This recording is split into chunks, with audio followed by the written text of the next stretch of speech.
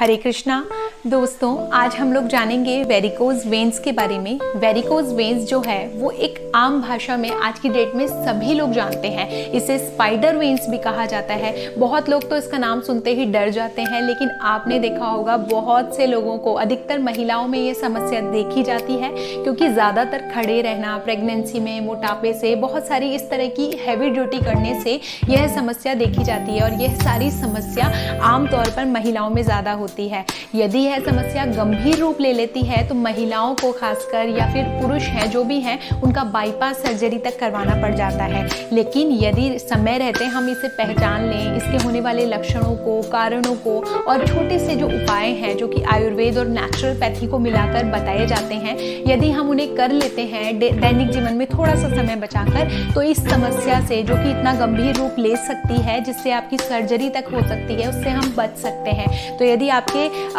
घर में भी किसी को यह समस्या है तो प्लीज़ उसे ये वीडियो दिखाइएगा, और इस समस्या को बचने के उपाय भी इस वीडियो में मैं आप लोगों के साथ शेयर कर रही हूँ। तो चलिए शुरू करते हैं आज की वीडियो। दोस्तों, वीडियो में आगे बढ़ने से पहले हम लोग जान लेते हैं कि ये किन कारणों की वजह से हमारे शरीर में होता है, क्या रीजंस होते हैं ऐसे जिनके वजह से हमारे शरीर में आता है। तो देखिए, मैंने जैसे आप लोगों को वीडियो की शुरुआत में बताया कि महिलाओं में ये ज़्यादा समस्या देखी जाती है। इसका रीज़न यही होता है कि प्रेगनेंसी की वजह से ये समस्या बहुत ज़्यादा देखी जाती है, क्योंकि वेट बढ़ना प्रेगनेंसी में एक आम समस्या है। और इसके साथ ही यदि नेचुरली किसी का मोटापा आ रहा है, बहुत ज़्यादा वेट बढ़ रहा है, तो यह समस्या देखी जाएगी। और बहुत ज़्यादा कोई व्यक्ति खड़े रहकर काम कर रहा है या लंबे समय तक बैठे रहकर भी काम कर रहा है, तो भी यह समस्या देखी जा सकती है। मतलब लंबे समय तक एक ही पोजीशन में बने रहना, अपनी पोजीशन को चेंज नहीं करना, यह एक आम समस्या है। यह चीज़ आप लोगों में देखी जाएगी। इसके अलावा यह जेनेटिक रीजन से भी होती है। महिलाओं में खासकर यह समस्या देखी जाती है जब मेनोपॉज होते हैं, यानी कि आपका मासिक धर्म है वह बंद होता है, उसके बाद में यह समस्या महिलाओं में बहुत ज़्यादा देखी जाती है। तो यह कुछ कारण ऐसे होते हैं जिनसे यह समस्या हमें देखने को मिलती है। अब वीडियो में आगे बात करते हैं कि यदि यह समस्या हो जाती है तो इसके फिर हमें क्या क्या तकलीफें यह समस्या देती है। देखिए, जब आप खड़े रहेंगे तो आपके पैरों में बहुत दर्द होगा, सूजन आ जाएगी, दर्द होगा, पैरों में भारीपन लगेगा, आपके पैरों में खुजली बहुत ज़्यादा होगी, नसों में फुलावट आपको देखने को मिलेगी, आपके पैरों में दर्द हो सकता है, जहाँ खुजली हो रही है वहाँ पर बहुत ज़्यादा जलन हो सकती है, खुजली चलना, नसें फूल रही है तो आपको उनमें पेन हो सकता है। तो इस तरीके की समस्याएं आपको बहुत ज़्यादा देखने को मिलेगी, और रात को आपको ठीक से नहीं नींद आएगी, बेचैनी होना, ये सारी समस्याएं आपको देखने को मिल सकती है। अब हम लोग यह जान लेते हैं कि यह समस्या हो गई, इसकी तकलीफें भी समझ में लेकिन यह किस तरह से हमारे शरीर में मतलब उत्पन्न होती है वह हम लोग जानते हैं। तो देखिए, जब हमारे शरीर में हार्ट से जो ब्लड है वो नीचे जाता है, हमारे बॉडी में फ्लो करता है, नीचे की तरफ जा रहा है, तो वापस से जब वो ऊपर की तरफ आता है तो वहाँ पर वो चीज़ प्रॉपर तरीके से हार्ट तक वो ब्लड जो है वो वापस नहीं आ रहा है।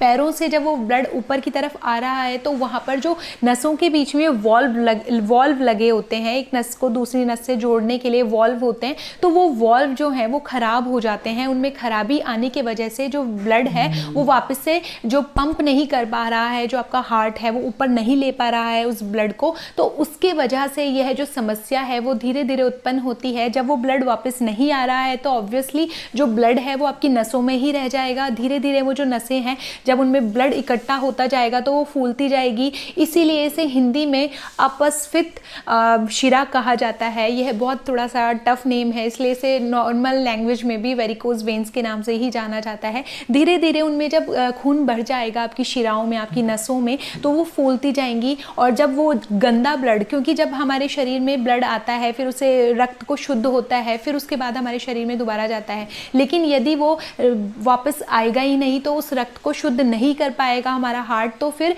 वो जो गंदा खून है वह हमारी नसों में इकट्ठा होता जाएगा। एक दिन वो इतना ज़्यादा इकट्ठा हो जाएगा कि आपको साफ आपके जब नसें हैं वह आप साफ तरीके से देख सकते हैं। नीली या बैंगनी रंग की आपको वो नसें दिखाई देंगी, और वो बहुत ज़्यादा कई बार तो ऐसी हालत हो जाती है कि वो नस इतनी ज़्यादा फूल जाती है कि कई बार उस नस को फटने तक के चांसेस हो जाते हैं, या आपको बाईपास सर्जरी के द्वारा उस नस को ठीक किया जाता है।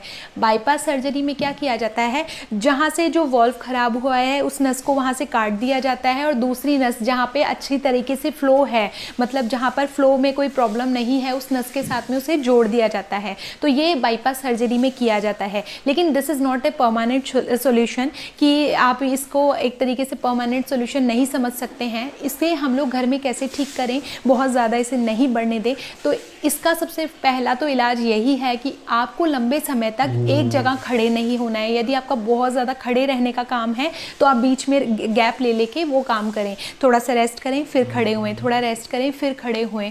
और जैसे मैंने बताया प्रेगनेंसी में बहुत ज़्यादा होता है क्योंकि हमारा वेट बढ़ता है, तो ट्राई करें कि प्रेगनेंसी में थोड़ा वॉक करें, एक जगह ही ना बैठे रहें। और बहुत ज़्यादा यदि आपको खाने पीने के शौकीन हो, सिर्फ काम कुछ करते नहीं है, सिर्फ खाते रहते हैं, तो उस नेचर से हमें बचना है। यहाँ पर हमारा डेली वर्क जितना भी है, हमारा जो भी हमारे कपड़े वॉश करना, अपने हमारे बर्तन वॉश करना, सब चीज़ें जो है वो खुद से करने का प्रयास करें। आप घर के दैनिक जीवन के छोटे छोटे काम कर सकते हैं। कुछ भी ऐसा काम जैसे आज की डेट में आपने मेड लगा रखी थी, वो चीज़ आप खुद के हाथों से कर सकते हैं। धीरे धीरे जब आप ये एक्सरसाइज करेंगे, अपना डेली वर्क, अपना जो दैनिक जीवन का काम है वो खुद से करने लगेंगे, तो यह समस्या धीरे धीरे आपके जीवन से चली जाएगी। लेकिन आप साथ के साथ एक्सरसाइज का भी सहारा ले सकते हैं, योगासन का भी सहारा ले सकते हैं। कौन कौन से योगासन आपको यहाँ पर हेल्प करेंगे? आप यहाँ पर ताड़ासन कर सकते हैं जो कि स्क्रीन पर दिखाया जा रहा है। आप सर्वांग आसन कर सकते हैं।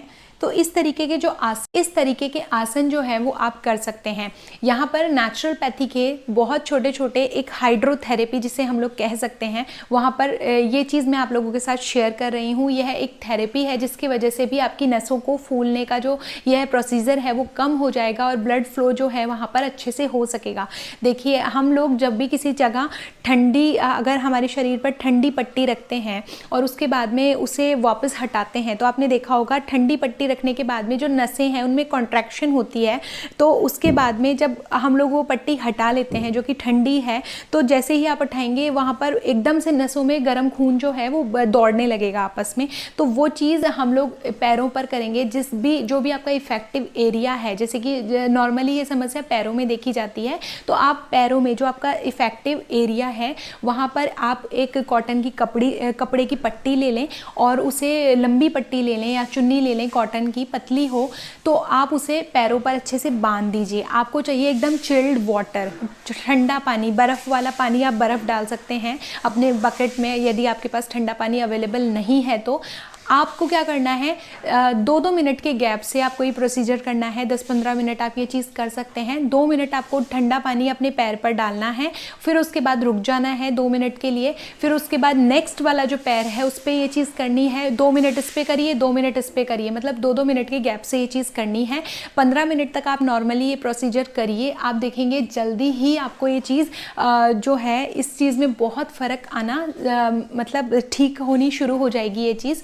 इसके साथ साथ आप एक चीज़ और कर सकते हैं। यदि आपके साथ में यह चीज़ नहीं हो पा रही है तो नॉर्मली अपना जो पैर है, यदि आप यह चीज़ नहीं कर पा रहे हैं तो आप एक चीज़ और कर सकते हैं। नॉर्मली 1-2 बाल्टी लेनी है। एक बाल्टी में रखना है ठंडा पानी, एक बाल्टी में रखना है गर्म पानी। तो गर्म पानी उतना ही गर्म हो जितना कि आप सह सकें, बहुत ज़्यादा गर्म नहीं हो, लेकिन ठंडा पानी एकदम चिल्ड होना चाहिए। तो आप पहले तो दोनों पैरों को डिप करिए 2 मिनट्स के लिए ठंडे पानी में, और उसके बाद में आप एकदम से उस पैर को गर्म पानी में डिप करना है, गुनगुने पानी में, जो कि गुनगुने से थोड़ा गर्म होना चाहिए, उसमें डिप करना है। ऐसे 2-2 मिनट्स के गैप में आप वो चीज़ कर सकते हैं। बस टेम्परेचर का ध्यान रखिएगा कि ये नहीं ठंडा, जो गर्म पानी है वो ठंडा हो जाए। आप यदि ठंडा हो रहा है तो उसमें फिर दोबारा से गर्म करते रहिए, साथ में किसी को बिठाइए। तो यदि ये चीज़ आप करते हैं, आप दिन में सुबह कर सकते हैं, शाम को कर सकते हैं। उसके बाद अपने पैरों को अच्छे से पोंछकर आपको फिर कौन सी, जैसे सर्दियों में आपको रोकना किस पे है, गर्म पे आप रोक सकते हैं। सर्दियों में आप गर्म पे रोक सकते हैं, लेकिन यदि गर्मियां हैं तो आप गर्मियों में ठंडे पे रोक सकते हैं। मतलब ठंडे पानी में डिप करने के बाद जो लास्ट वाली है उसे पैर को बाहर निकाल के फिर आपको स्टॉप कर देनी है। आप देखेंगे आपके पैरों में यदि घुटनों में भी दर्द होता है तो वहाँ तक, यदि घुटने तक आप भिगोते हैं तो आपके घुटनों में दर्द है तो वो चीज़ भी इस चीज़ से ठीक हो जाएगी बहुत जल्दी ही। पैरों में यदि आपको किसी भी तरीके की तकलीफ है, पैरों में दर्द होना, किसी भी तरीके की तकलीफ है, वो चीज़ यहाँ से ठीक हो सकती है। तो ये जो थेरेपी थेरेपी है बहुत कमाल की है, आप करके देखिए, आपको बहुत जल्दी इसका रिजल्ट मिलेगा। तो ये एक नेचुरल चीज़ है जो आप अपने घर में कर सकते हैं वेरिकोज वेन्स को ठीक करने के लिए। अब तीसरी चीज़ आती है कि आपको अपने खान पान में क्या बदलाव करना है। देखिए बहुत सारे लोग बहुत सारे रूल्स एंड रेगुलेशंस बताते हैं, लेकिन आपको इस चीज़ को ठीक करने के लिए कुछ नहीं करना है। बस ऐसा खाना नहीं खाना है जो आपके खून को गंदा करता है, जैसे कि तला हुआ खाना, तला भुना बहुत ज़्यादा खाना, बहुत ज़्यादा स्पाइसी खाना, बाहर की चीज़ों को अवॉइड करना है। लेकिन घर में बना हुआ शुद्ध शाकाहारी भोजन आप लोग कर सकते हैं। मांसाहार से आपको बचना है, बहुत ज़्यादा चाय कॉफ़ी कोल्ड ड्रिंक जो होती है इनका सेवन नहीं करना है। आप कभी आपको मन करे आप को चाय कॉफ़ी 1 कप ले सकते हैं, बहुत ज़्यादा आपको नहीं लेनी है। तो यहाँ पर यही चीज़ है कि आपके ब्लड को जो चीज़ गंदी कर रही है वहाँ पर आपको बचना है। तो ये चीज़ नॉर्मल हो गई। सिंपल रोटी दाल रोटी सब्जी आप खाइए, आपका जो खाना है वो नॉर्मल होना चाहिए, घर का बना होना चाहिए। घी आप खा सकते हैं, गाय का, शुद्ध गाय का देसी घी, दूध ले सकते हैं, दही खा सकते हैं, एवरीथिंग आप खा सकते हैं। बस इन छोटे छोटे टिप्स का ध्यान रखिए जो मैंने बताया। बहुत ज़्यादा देर तक खड़े नहीं रहना, बहुत ज़्यादा देर तक लंबे समय तक बैठे नहीं रहना, एक पोजीशन में कभी भी बहुत लंबे समय तक नहीं रहना है। तो आप लोग जब इन चीज़ों को फॉलो करेंगे, जब आप सो रहे होंगे तो अपने पैरों के नीचे एक तकिया रखिए, जिससे आपके जो पैर हैं उनकी जो पोजीशन है वो थोड़ी सी ऊंची रहे, ताकि जो ब्लड का फ्लो है वो इजीली होता रहे, ब्लड अटके नहीं, वॉल्व के साथ ना फंसे। तो ये चीज़ आप कर सकते हैं, छोटे छोटे दैनिक बदलाव, जिनके वजह से आपकी जो प्रॉब्लम है इनमें बहुत ज़्यादा बदलाव आप देखेंगे। थोड़े ही समय में आपकी समस्या है उसको ठीक होते आप देखेंगे। आपको यदि मेरी आज की वीडियो अच्छी लगी हो तो प्लीज़ मेरे चैनल को लाइक करें, शेयर करें and subscribe to my YouTube channel. Hare Krishna, Radhe Radhe.